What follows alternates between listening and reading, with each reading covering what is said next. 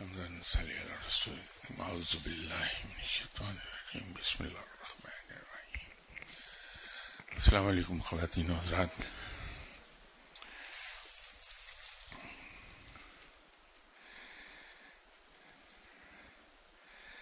دو روز پہلے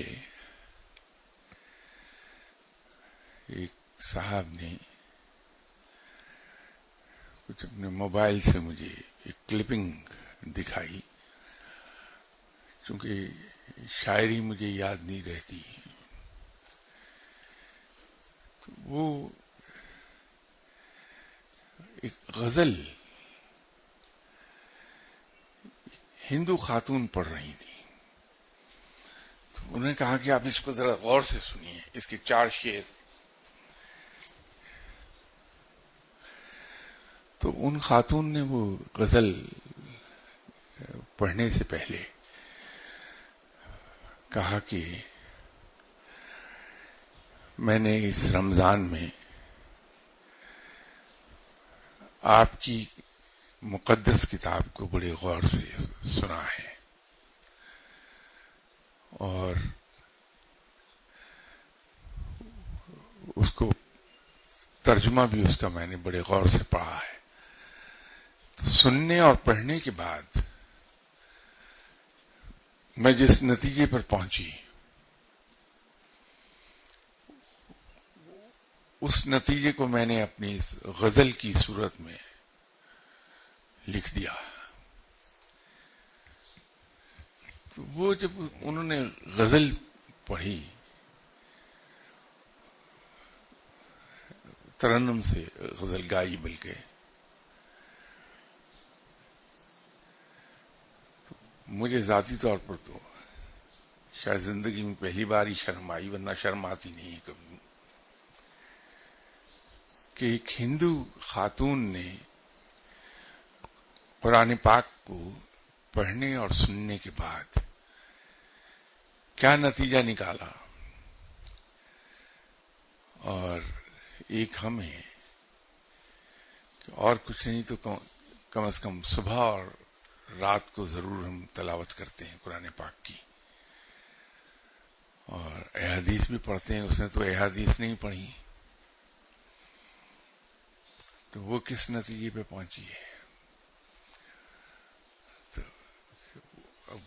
تو میں نے عرض کیا کہ میری کمزوری ایک یہ ہے کہ مجھے شعر یاد نہیں رہتے کبھی, ورنہ میں ضرور آپ کو وہ شعر عرض کر دیتا جو اس خاتون کے تھے. لیکن کوشش کیجئے کہ کہیں سے اگر آپ کو وہ کلپنگ مل سکے تو اس کو سنیے ذرا, کہ ایک ہندو خاتون قرآن پاک کو پڑھنے اور سننے کے بعد کس نتیجے پہ پہنچی ہے. اور میں ملک سے باہر تھا, تو ایک گیدرنگ میں لوگوں نے مجھے انوائٹ کیا ہوا تھا. خاصی بڑی گیدرنگ تھی. تو وہاں میں ایک عرض کر رہا تھا ان سے کہ یورپ میں ہم دیکھتے ہیں کہ غالباً 16 چینلز ہیں جو اسلام کی تبلیغ کے لیے وقف ہیں. 24 گھنٹے وہاں سے اسلام کی تبلیغ ہوتی ہے. خود ہمارے ہاں الحمدللہ پاکستان میں بہت سے ایسے چینلز ہیں جو اپنے آپ کو اللہ کے پیغام کے لیے وقف کیے ہوئے ہیں, اور واقعتاً بہت اچھی خدمت ہے جو سر انجام دے رہے ہیں. لیکن ایک قابل غور چیز اس میں یہ ہے کہ گلی گلی محلے محلے درس و تدریس کا کام ہو رہا ہے. مسجد کے ممبر سے بھی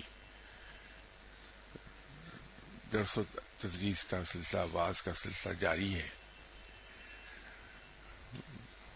چینلز سے درس و تدریس کا سلسلہ جاری ہے.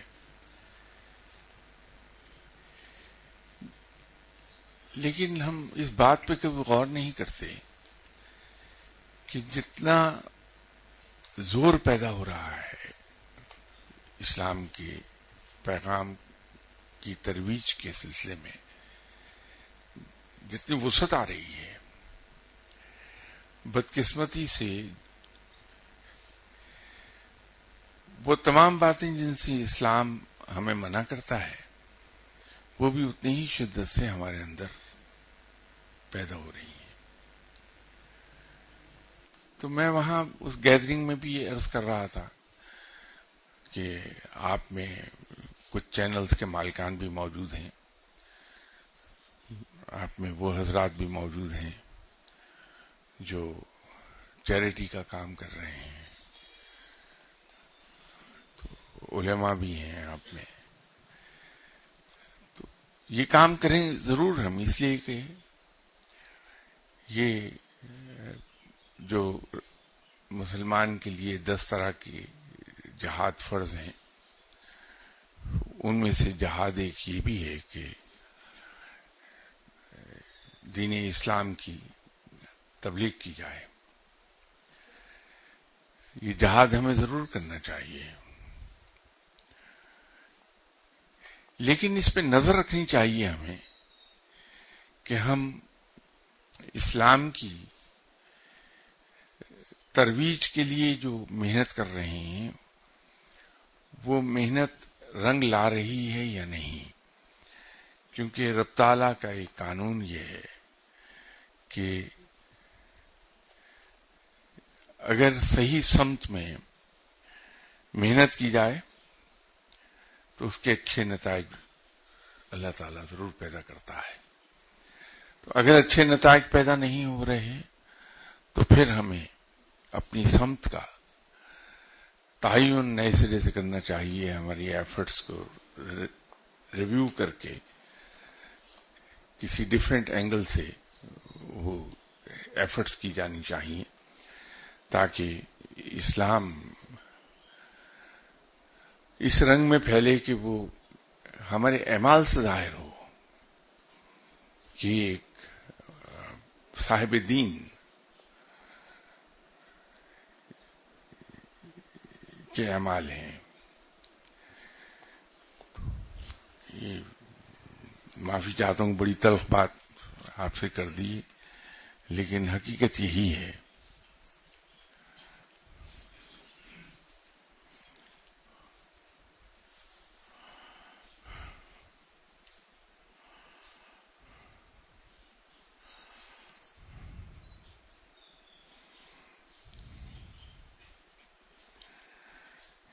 کسی صاحب نے سوال کیا ہوا ہے کہ میرے بارے میں ہے کہ ایک بار کہا تھا کہ ہم مغرب کی نماز پڑھنے لگے تو مرشد صاحب باہر گاڑی میں بیٹھے تھے، ان سے پوچھا تو انہوں نے فرمایا کہ میں تو نماز پڑھ چکا. کیا اس سے مراد یہ ہے کہ وہ ظاہری طور پر گاڑی میں بیٹھے تھے لیکن در حقیقت ظاہری و باطنی طور پر کہیں اور بھی تھے جہاں انہوں نے نماز ادا کر لی؟ جیسے کہ بلند پایا اولیاء کرام ایک ہی وقت میں اپنے ظاہری جسم کے ساتھ کئی مقامات پر موجود ہو سکتے ہیں. یہ درست ہے کہ اولیاء کرام ایک وقت میں کئی جگہوں پر دیکھے جاتی ہیں. اللہ تعالیٰ کی یہ عنایت ہے. بلکہ ولایت کے درجات میں سے ایک درجہ ابدال کا بھی ہے. تو ابدال کہتے ہی اس کو ہیں جو اپنے آپ کو بدل لے. تو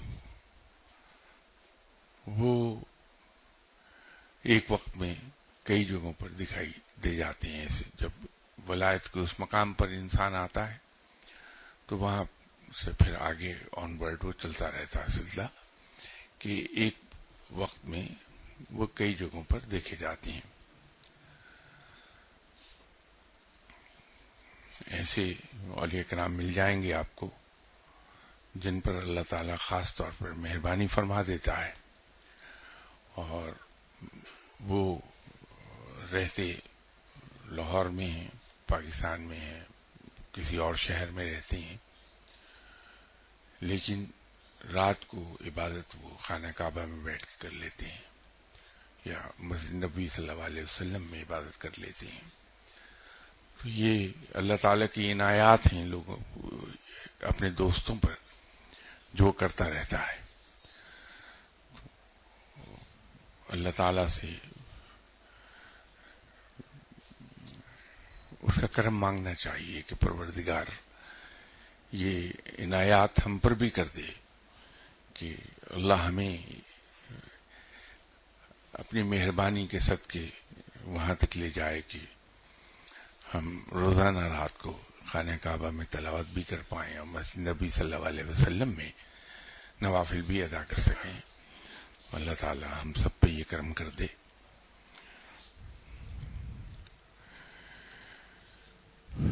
ایک سوال یہ ہے کہ تصوف و سلوک اور قلندری لائن میں کیا فرق ہے؟ کیا قلندری لائن حاصل کرنے کے لیے کوئی خاص طرز عمل حاصل کرنا پڑتا ہے؟ جیسا کہ کچھ بزرگ فرماتے ہیں کہ پرندوں کو دانہ ڈالنے سے قلندری لائن بآسانی حاصل ہو سکتی ہے.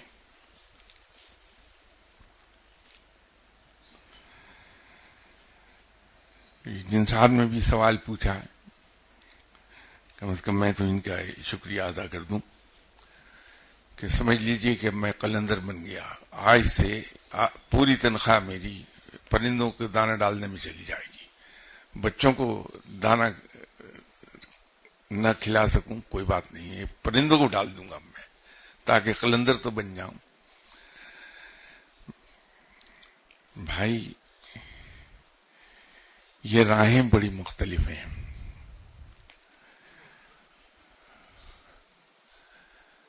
یہ عقل کے ذریعے یہاں نہیں پہنچا جا سکتا.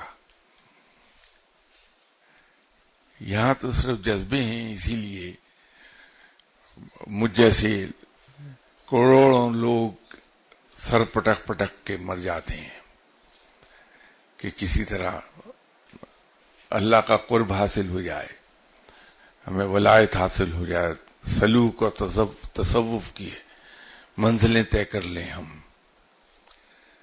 لیکن ساری عمر سر پٹک پٹک کے مر جاتا ہے انسان، کچھ حاصل نہیں ہوتا. ساری رات بیٹھ کے انسان ذکر اذکار کرتا ہے، تسبیحاں پڑھتا ہے، پہنچتا کہیں نہیں ہے.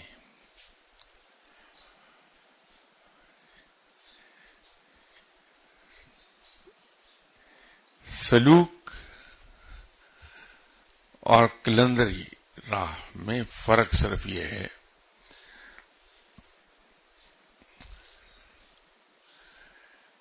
کہ سلوک میں انسان سوچ رکھتا ہے ایک حد تک کل کی،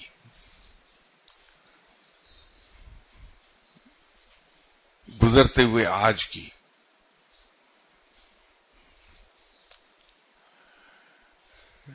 شریعت جس طرح سے کہتی ہے وہ اس طریقے سے، یا یوں کہیے کہ جو حق شریعت اسے دے رہی ہے اس حق کو وہ اویل کرتا ہے.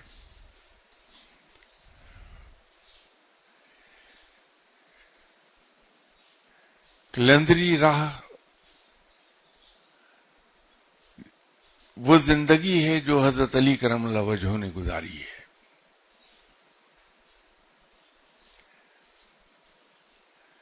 اسی لیے جناب حضرت علی کرم اللہ وجہہ کو جہاں امام طریقت کہا جاتا ہے وہ قلندر اعظم بھی کہا جاتا ہے. جناب حضرت علی کرم اللہ وجہہ کی جو زندگی ہے کبھی اس کو دیکھ لیجئے. تو جو لوگ سلوک کی راہ میں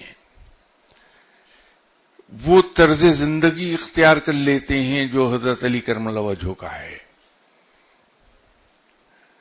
وہ قلندر کہلاتے ہیں. لیکن وہ اتنی سخت راہ ہے کہ اس پر 100% اب تک صرف 3 ہی لوگ چل پائے، جناب حضرت ابو علی قلندر، جناب حضرت بی بی رابعہ بصری اور جناب شہباز قلندر. بہت مشکل راہ ہے، وہ بہت مشکل راہ ہے. میں کہیں پڑھ رہا تھا کہ جناب حضرت امام حسن رضی اللہ تعالی عنہ، ان کے کچھ مہمان آ گئے تو اپنے غلام سے آپ نے کہا کہ دیکھو کہیں سے کچھ مل جائے تاکہ مہمان کی خاطر مدارات کر دی جائے.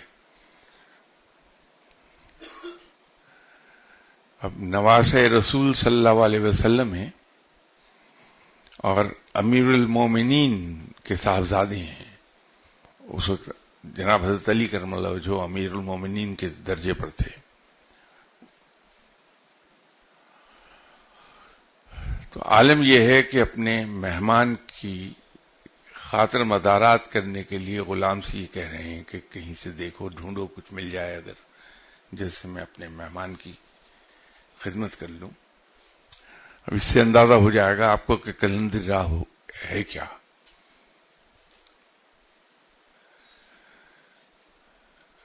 تو کچھ نہیں ملا تو جناب حضرت امام حسن رضی اللہ تعالی عنہ کو بتایا گیا کہ مال غنیمت آیا ہے جس میں مسلمانوں کا حصہ ہے. تو آپ ایسا کر لیجئے کہ اس میں سے کچھ شہد لے لیں. جب آپ کو حصہ ملے تو اتنا حصہ مائنس کرا لیجئے آپ. تو وہ نہ چوری ہے نہ کوئی زیادتی ہے کسی کے ساتھ. تو جناب حضرت امام حسن رضی اللہ تعالی عنہ نے غلام سے کہا کہ ہاں یہ تم نے ٹھیک کہا کہ اس میں نہ کوئی بے ایمانی ہے، نہ چوری ہے، نہ کچھ ہے. تو لے آؤ کچھ. تو وہ لے آیا. جب جناب حضرت علی کرم اللہ وجہہ کے سامنے وہ مال غنیمت لایا گیا تو آپ کو اندازہ ہوا کہ ایک میں کچھ شاید کم ہے.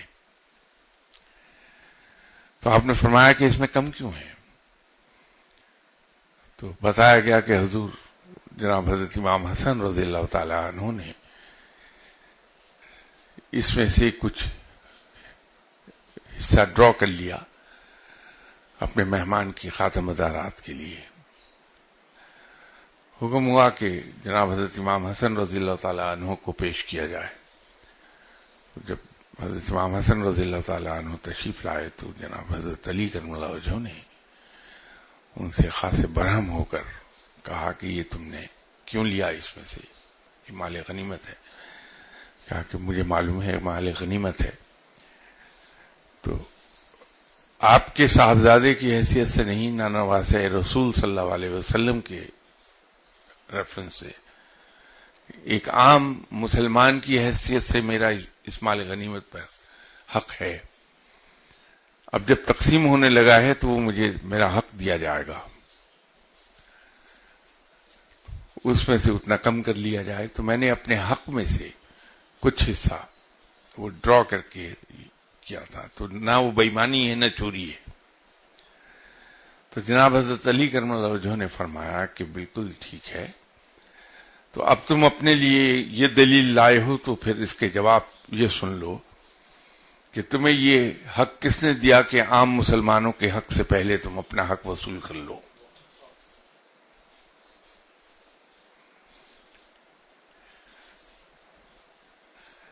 یہ زندگی تھی جو حضرت علی کرم اللہ وجہہ نے گزاری ہے. جو قلندرانہ زندگی ہے وہ یہ ہے کہ خود فاقے سے ہیں. کہیں سے ہدیہ آیا، بی بی صاحبہ نے روٹی بنا کے پیش کی. کئی روز سے فاقہ چل رہا تھا گھر میں. تو ابھی نوالا توڑنے لگے تھے کہ دروازے پر ایک سائل آیا اور آواز دی کہ مجھے اللہ کے نام پر روٹی دے دیں. اپنی روٹی اٹھائی اور جا کے دے دی. تو بی بی صاحبہ نے فرمایا کہ آپ خود فاقے سے ہیں تو آپ نے یہ روٹی دے دی تو فرمایا کہ اس نے اللہ کے نام پر مانگا تھا. تو اتنی دیر میں دروازے پر دستک ہوئی اور ایک صاحب کچھ روٹیاں لے کر آئے اور فرمایا کہ فلاں صاحبی نے آپ کی خدمت میں ہدیہ بھیجا ہے. تو جناب حضرت علی کرم اللہ وجہہ نے پوچھا کہ کتنی روٹیاں ہیں؟ تو انہوں نے کہا کہ 8. تو فرمایا یہ میری نہیں ہے، واپس لے جاؤ. تھوڑی دیر کے بعد ایک اور صاحب روٹیوں کا ہدیہ لائے، پوچھا کتنی ہیں؟ تو اس نے بتایا، فرمایا یہ میری نہیں، لے جاؤ. تیسری بار ایک صاحب روٹیاں لائے، پوچھا کتنی ہیں؟ کہ 10. کہ یہ میری ہیں، دے دو. اس لیے کہ میرے رب کا فرمان یہ ہے کہ 1 کے بدلے 10 اس دنیا میں دیتا ہوں. تو 10 سے کم روٹی ہو نہیں سکتی تھی. یہ سوچ ہے جو انسان کو کلندرانہ زندگی کی طرف لے جائے گی. تو یہی فرق ہے. تو یہ جو میں عرض کر رہا تھا کہ ہم سر پٹکتے رہتے ہیں لیکن سلوک کی منزلیں طے نہیں ہوتی ہم سے. سلوک کی منزلیں عبادات سے طے نہیں ہوں گی، یہ یاد رکھیے گا. عبادات سے آپ کو پارسائی مل جائے گی، رب تعالیٰ آپ کو پارسائی عطا کر دے گا. لیکن سلوک کی منزلیں طے ہوں گی نیکی کے ساتھ. تو جب آپ پارسائی اور نیکی کو یکجا کر لیں گے تو سلوک کی منزلیں طے ہونے لگیں گی.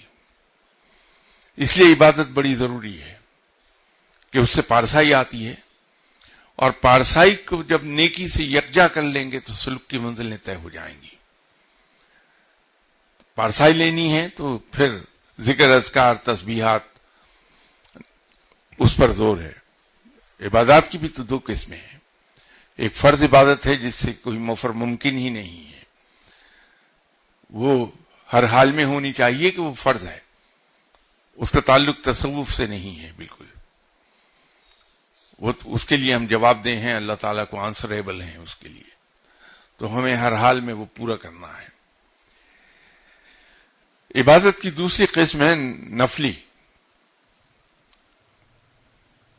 جو اوور اینڈ ابو فرض عبادات آتی ہیں. وہ جب ہم کرتے ہیں، شب بیداری میں جب ہم جاتے ہیں تو اس سے پارسائی آتی ہے، اور سلوک کی منزلیں طے ہوں گی جب ہم پارسائی کے ساتھ نیکی کو لگا دیں گے.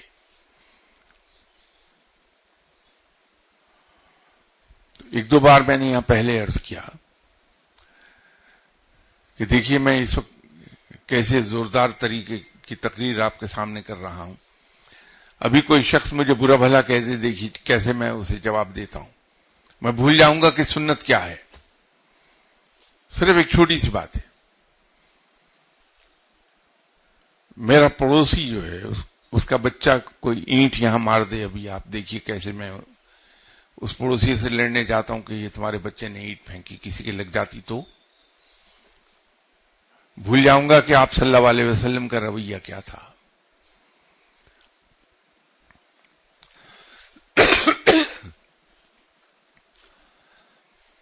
لوگوں کا جبر جب ہم خوش دلی کے ساتھ برداشت کرتے ہیں، لوگوں کی زیادتیاں، مسلمانوں کی زیادتیاں جب ہم بڑی خوش دلی کے ساتھ برداشت کرتے ہیں، میں خوش دلی آپ سے کہہ رہا ہوں،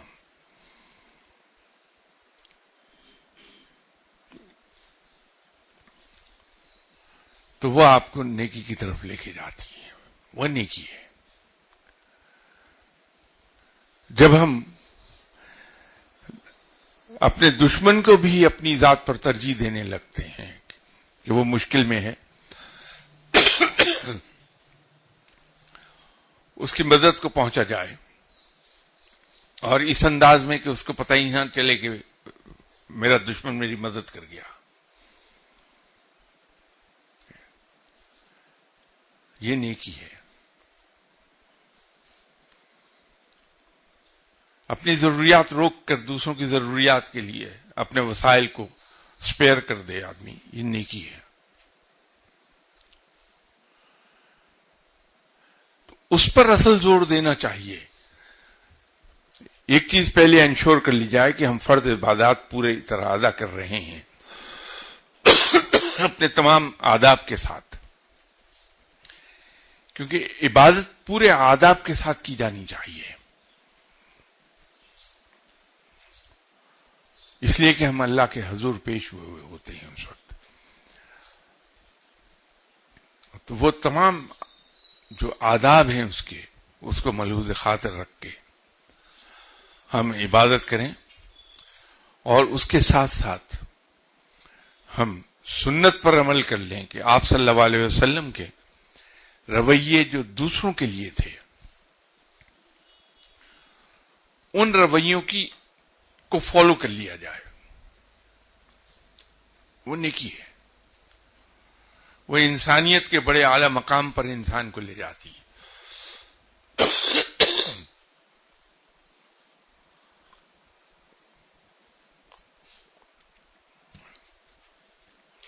تو پھر سلوک کی منزلیں طے ہوں گی،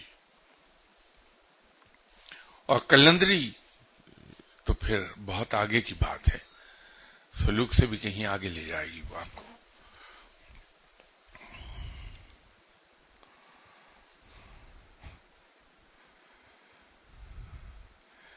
ایک سوال، کیا ہر ولی اللہ کے پاس یہ اختیار ہوتا ہے کہ وہ چاہے تو اپنے پاس آنے والوں کو تصوف میں پی ایچ ڈی کرا دے؟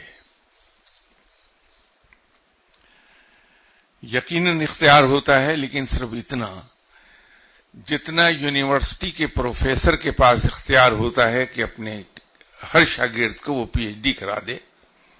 لیکن مسئلہ یہ ہے کہ اگر اسٹوڈنٹ پی ایچ ڈی نہ کرنا چاہے تو وہ تو پروفیسر بیچارہ میٹرک بھی نہیں کروا سکتا. تو اس سوال کو اگر کہیں ہم یہ کر لیتے کہ کیا ہر شخص کے پاس یہ اختیار ہے کہ تصوف میں پی ایچ ڈی کر لے، تو زیادہ اپروپریٹ ہوتا.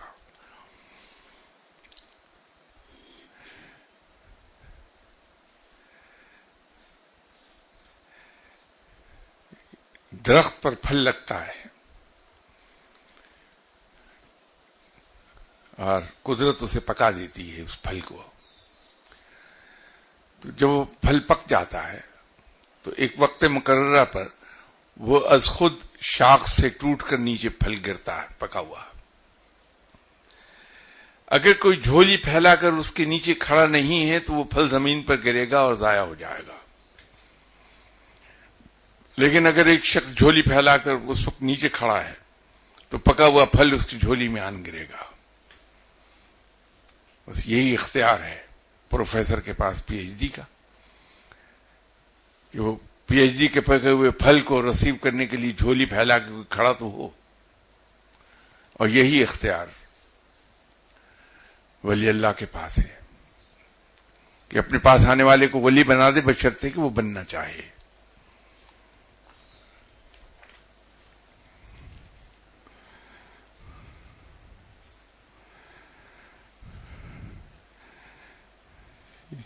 یہ سوال خاصا اچھا سوال ہے کہ کیا مختلف بزرگان دین کے مزارات پر حاضری سے پہلے اپنے مرشد سے اجازت لینا ضروری ہے یا بہتر ہے؟ آپ اجازت لے لیجئے، زیادہ بہتر ہے. اس کی وجہ یہ ہے کہ آپ کے مرشد چونکہ صاحب علم ہیں، وہ یہ سمجھتے ہیں کہ وہ صاحب مدار علم کے کس مقام پر تھے، کس راہ سے ولایت حاصل انہوں نے کی تھی. راہ سے مراد یہ کس سلسلے سے انہوں نے ولایت حاصل کی تھی. ان بزرگ کے معمولات کیا تھے. اگر تو وہ آپ کے معمولات سے مطابقت رکھتے ہوں گے تو وہ آپ کو اجازت دے دیں گے، آپ کے مرشد کے آپ چلے جائیے، جا کے وہاں حاضری دے دیں. اس لیے کہ جب وہاں سے آپ کو فیض ملے گا تو وہ اگر کانفلکٹنگ راہیں ہیں، معمولات کانفلکٹنگ ہیں، تو نقصان ہوگا بجائے فائدے کے.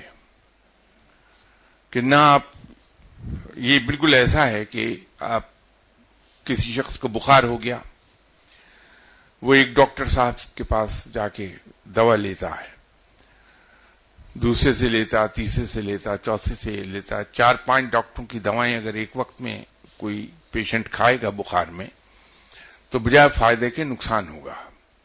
حالانکہ تمام ڈاکٹروں نے MBBS ایک ہی سلیبس پڑھ کے کیے، ایک ہی امتحان پاس کرنے کے بعد MBBS کہلائے ہیں، لیکن ڈائگنوز کرنے میں اور پرسکرائب کرنے میں ان کا اپنا ذہن کام کر رہا ہے. تو ان کی پرسکرپشن اگر مختلف ہوگی تو آپ کو نقصان ہو جائے گا. تو بالکل اسی طرح، اسی لیے ہر ولی اللہ جو آپ کو شاگردی میں لے لے، وہ آپ کو دوسرے آدمی کی بتائی بھی کوئی چیز پڑھنے کی اجازت نہیں دیتا. اچھے اسکول ہیں، آپ صاحب اولاد ہیں، سب آپ کو تجربہ ہوا ہوگا اگر آپ نے اچھے اسکولوں میں بچوں کو بھیجا ہے، کہ وہ بڑی سختی سے منع کرتے ہیں کہ آپ بچے کو گھر پہ نہ پڑھائیے، ٹیوشن اسے نہ لگوائیے، اسے خود کرنے دیں، اس کو جتنی تعلیم کی ضرورت ہے ہم اسکول میں اس کو دے کر بھیجتے ہیں. وہ اسی لیے ہوتا ہے کہ ان کی تعلیم دینے کا طریقہ اپنا ہے اسکول کا، جو ٹیوٹر آپ رکھیں گے اس کا اپنا ہوگا تعلیم دینے کا طریقہ، آپ خود پڑھائیں گے تو آپ کا اپنا طریقہ کار ہوگا. تو 3 طریقے اس کے اندر کانفلکٹ پیدا کر دیں گے. نتیجہ یہ ہوگا کہ بچہ کنفیوژن میں چلا جائے گا. تو بالکل یہی حال تصوف کی راہ کے طالب علم کا ہوتا ہے. تو بہتر یہ ہے کہ کہیں اگر جانا ہے تو اس سے پہلے اپنے مرشد سے اجازت لے لیجئے.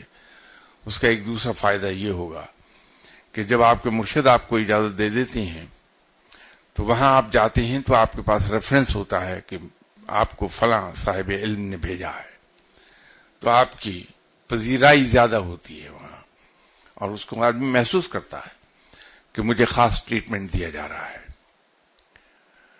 تو یہ 2 فائدے آپ کو حاصل ہو جائیں گے.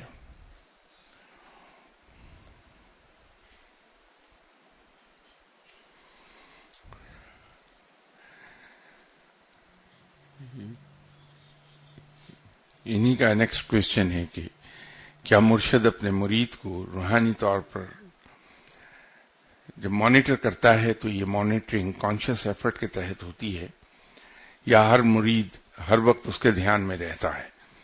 جیسا کہ بعض بزرگ فرماتے ہیں کہ ان کے لیے کائنات اسی طرح ہے جیسے صحرا میں ایک سکہ پڑا ہو اور ان کی نظروں کے بالکل سامنے ہو.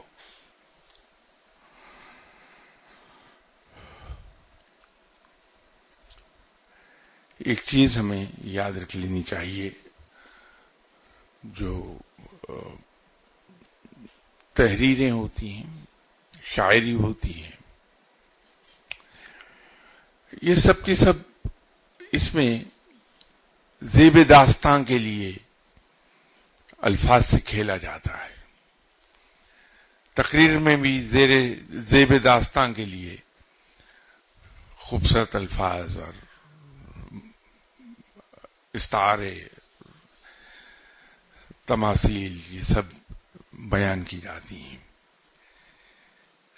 لیکن ہمیں اس میں حقیقت کو قریدنا ہوتا ہے کہ حقیقت کیا ہے. یہ تصوف کوئی نہ تو نیا مذہب ہے، تصوف نہ کوئی نئی شریعت ہے، نہ کوئی نئی راہ ہے. وہ یہ تو بس قرآن اور سنت پر عمل میں اخلاص کی راہ ہے، مختلف کچھ نہیں ہے. ہمارا ایمان یہ کہتا ہے کہ اومنی پریزنس صرف رب کی ہو سکتی ہے، یہ صرف رب ہے جو ہر وقت ہر جگہ موجود ہے، صرف رب ہے. ہمارا ایمان یہ کہتا ہے کہ یہ صرف رب ہے جو ہر چیز سے ہر وقت واقف ہے. یہ صرف رب ہے جو دلوں کے حال جانتا ہے.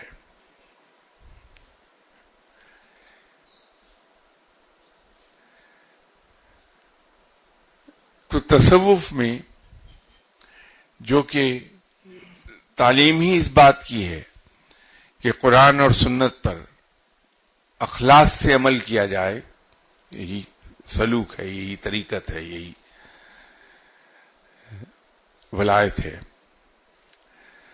تو وہ کس طرح سے اس کی نفی کر دے جو بنیاد ہے، جو اساس ہے ہمارے ایمان کی. ہاں، البتہ جو صاحب علم لوگ ہوتے ہیں ان پر اللہ کی رحمت ہوتی ہے اور وہ چیزوں کو دیکھ سکتے ہیں، لیکن صرف اس حد تک جس حد تک رب انہیں دکھانا چاہے. وہ چیزوں کو جان سکتے ہیں لیکن صرف اور صرف اس حد تک جس حد تک رب چاہے کہ وہ جان لیں. کشف القلوب انہیں عطا ہو سکتا ہے لیکن صرف اس حد تک جس حد تک رب دینا چاہے. ان کا اپنا اختیار کچھ نہیں ہے، بے اختیار ہیں لوگ، چاہے کوئی کتنا ہی بڑا صاحب علم کیوں نہ ہو، وہ قطعی طور پر بے اختیار ہے. اختیار صرف رب کا ہے. ہاں، وہ جسے جتنا چاہے، جس درجے کا چاہے دے سکتا ہے. تو یہ شرک ہو جائے گا اگر ہم یہ کہیں کہ ہمارا مرشد ہر چیز جانتا ہے، ہر جگہ موجود ہے، ہمارے دلوں کے احوال جانتا ہے. یہ شرک ہو جائے گا، اس سے دور رہنا چاہیے. صرف یہ کہیے کہ ہاں وہ جان سکتے ہیں، ہمارے مرشد دلوں کے احوال کو بھی جان سکتے ہیں، ان کی موجودگی بھی ہو سکتی ہے، وہ چیزوں کے بارے میں جان بھی سکتے ہیں، لیکن صرف اور صرف اس حد تک جس حد تک رب چاہے گا، بس اس سے زیادہ نہیں. یہ درست ایمان ہے.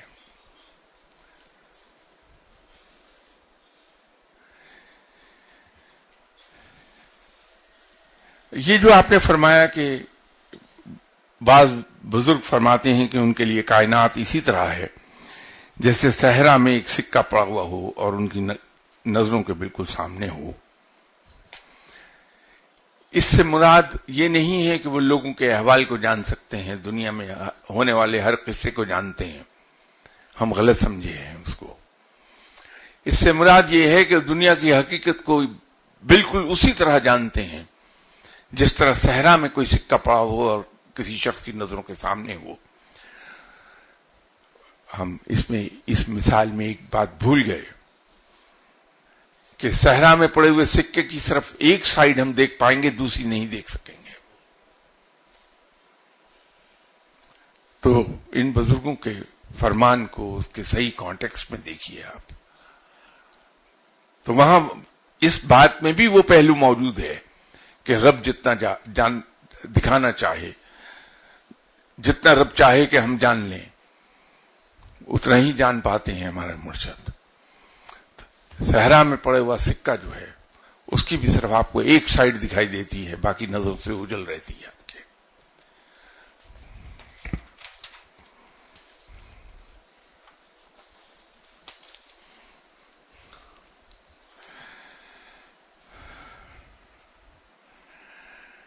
ایک سوال یہ ہے کہ کیا یہ سچ ہے کہ کچھ مشکلات ہماری زندگی میں محض ہمیں پالش کرنے کے لیے آتی ہیں، دورانیہ ہم نے خود طے کرنا ہوتا ہے، ہفتہ، مہینہ یا ایک سال.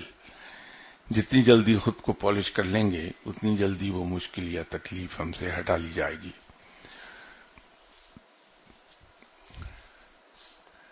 دل کی تسلی کے لیے خیال برا نہیں ہے، بہت اچھا ہے، مشکلیں آسانی سے کٹ جاتی ہیں،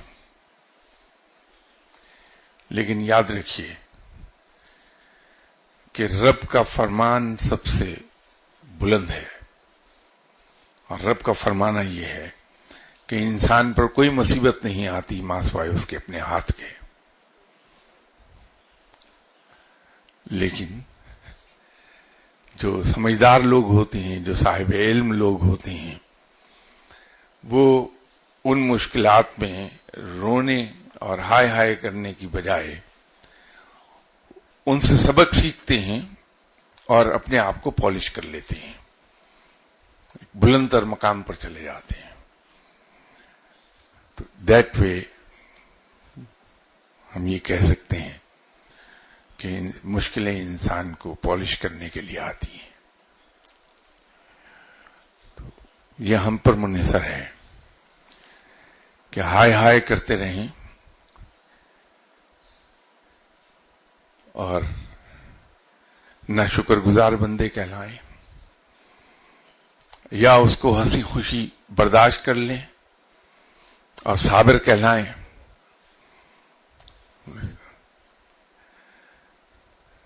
اور اللہ سے انعام یہ پائیں کہ اللہ ہمارے ساتھ ہو. یہ ہم پر ہے. تو اسی لیے اولیاء کرام 3 جھوٹ بڑی فراوانی سے بولتے ہیں، حالانکہ جھوٹ سے بڑی نفرت کرتے ہیں، لیکن 3 جھوٹ بڑی فراوانی کے ساتھ بولتے ہیں کہ جب بھوکے ہوتے ہیں تو اپنے آپ کو پیٹ بھرا ظاہر کرتے ہیں، جب مصیبت میں مشکل میں ہوتے ہیں تو اپنے آپ کو راحت میں ظاہر کرتے ہیں، جب بیمار ہوتے ہیں تو اپنے آپ کو تندرست ظاہر کرتے ہیں، کہ یہی شکر گزاری ہے.